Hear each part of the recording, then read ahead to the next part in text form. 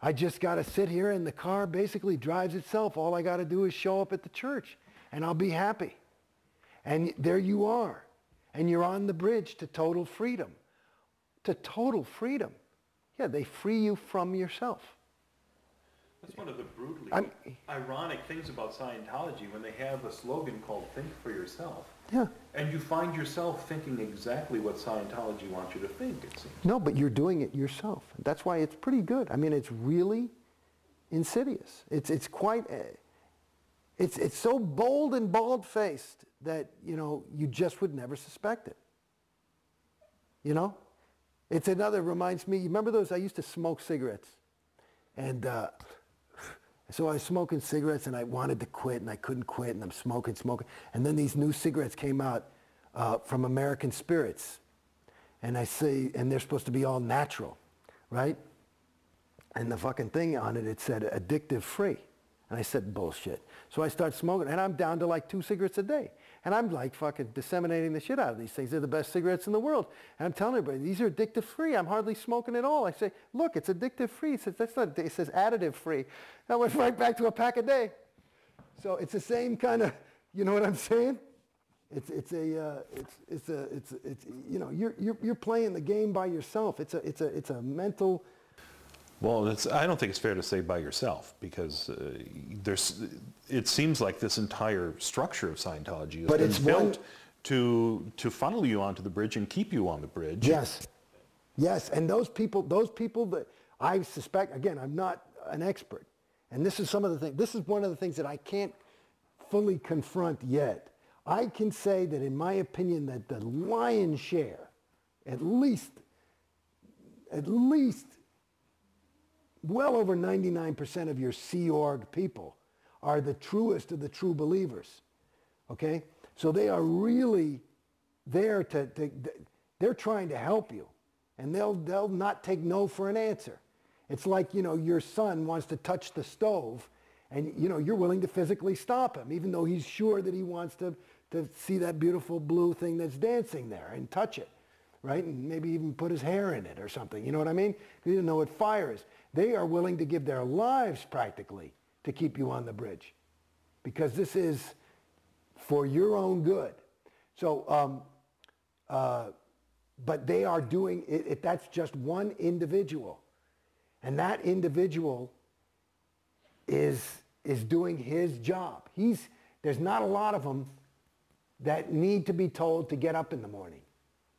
They're on autopilot too, but the whole group is, it becomes, you know, this living, breathing thing. And the thing that I haven't quite confronted is, I can't quite see what the fuck anybody gets out of it. Like, you know, is COB, does he want $300 million? Is that what it is? Does he want $1 billion? And COB is David Miscavige. I mean, is that it? Is it just this power hard-on? Is, you know, or is it just insanity? You know, I mean, I wonder, is LRH, was he just crazy?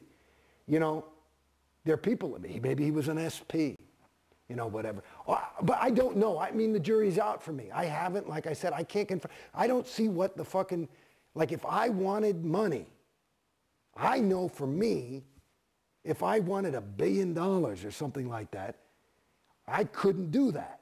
That wouldn't be a way for me to, you see what I'm saying? I couldn't do it.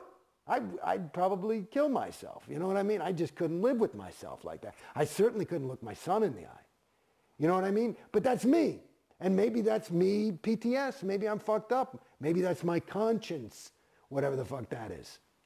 But do you see what I'm saying? I don't know. I haven't quite had that confront of truth or evil, depending on what you want. But I don't know what the fuck anybody wants out of it. Well, who's like, all this money is a big thing. Where does it go? We see recently there was a video released of Tom Cruise's birthday aboard the Free Winds, and I understand that there was 6 figures spent on the birthday party for Tom, and that's parishioners' money going to keep Tom Cruise happy.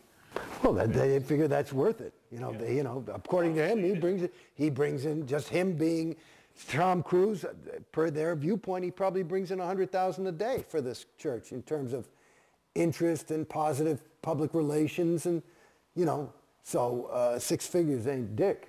Right. You know, that, you know, it's certainly, you could throw a party for him every day and it wouldn't really put a dent in their bank account. So I don't know what the, you know, a party, you know, people like to get mad at COs who take these big things, and Tom Cruise is party, and there was some, the fucking Freewinds is, let me tell you, is a flea bag. I mean, it's not a fucking nice boat, you know. I mean, I've been on that thing. I got seasick every time. So.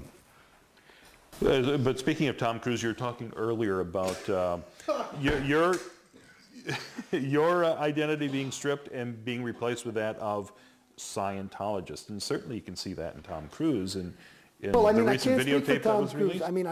I mean, yeah, but I would suspect that that's what's happened, you know. And he was off for a while, and you know, he's in gung ho. You know, I'm sure he went through a big ethics cycle and woke up, you know, because he probably had some trouble with his wife and he found his ruin. You know, I think it's probably, I mean, I would just, maybe he has trouble with girls or something like that. You know, that might be his whatever. I don't know. Anyway, he's. But at any rate, he seems like the, you know, ideal of what a Scientologist should be. I mean, dedicated.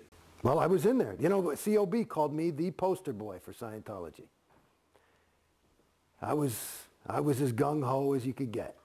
How did it turn around for you? Why did you start to doubt? Well, it not only didn't work anymore, the more auditing I did, which I was more and more encouraged to do, the worse I got. I was starting to go fucking crazy. And it was fucking me up. How far up the bridge did you go? I'm a Class 5, OT5. I've done all my L's. Done a lot of, what do you call those fucking things? You know, all those other courses, data series things, and blah, blah, blah.